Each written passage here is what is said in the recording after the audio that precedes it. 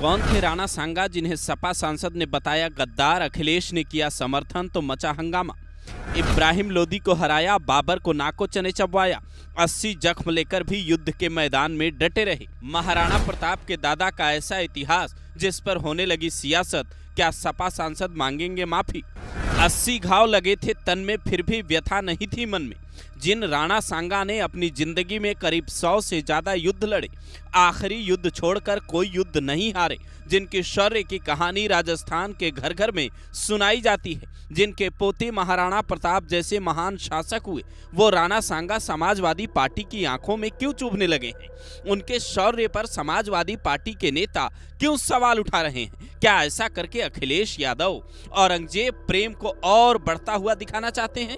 उनके सांसद ने जो कहा है, जरा पहले वो सुनिए, फिर बताते हैं राणा सांगा का असली इतिहास आखिर क्या है। एक तो बीजेपी के लोगों का तकिया कलाम हो गया है सभापति महोदय कि मुसलमान, इनमें बाबर का डीएनए है।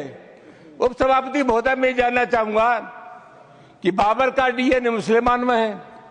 हिंदुस्तान का मुसलमान तो बाबर को अपना आदर्श मानता नहीं है, वो तो मोहम्मद साहब को अपना आदर्श मानता है, सूफी संतों की परंपरा को अपना आदर्श मानता है। लेकिन सभापति महोदय, मैं जानना चाहूंगा कि बाबर को लाया कौन? बाबर को इब्राहिम लोदी को हराने के लिए राणा सांगा लाया था। तो मुसलमान तो बाबर की औलाद हैं और तुम गद्दार राणा सांगा की औलाद हो, ये हिंदुस्तान में तय हो जाना चाहिए।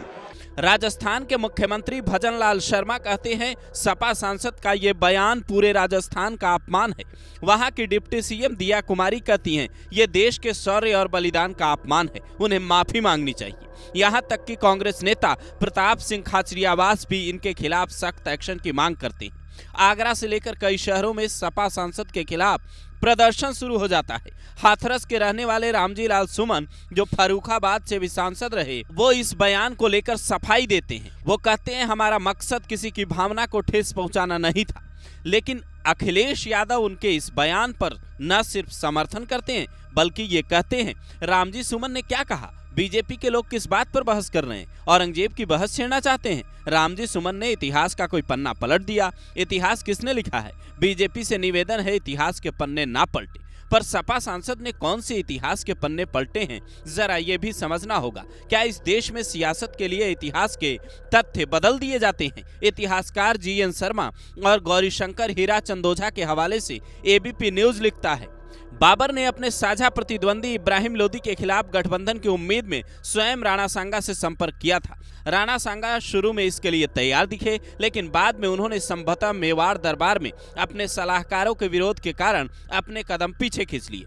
1526 में इब्राहिम लोदी को हराकर बाबर ने भारत में मुगल साम्राज्य की नींव रखी।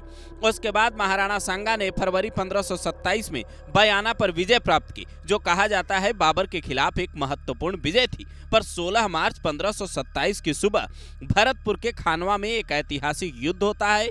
पहली मुठभेड़ राजपूतों के हाथ लगी, लेकिन अचानक ही एक तीर आया और राणा सांगा के आंख में लगी। कहते हैं, 80 घाव खाकर भी वो युद्ध के मैदान में डटे रहे। ये ऐसे राजा थे जिन्होंने एक आंख और एक हाथ गंवाकर भी युद्ध के मैदान से पीछे कदम नहीं खींचा।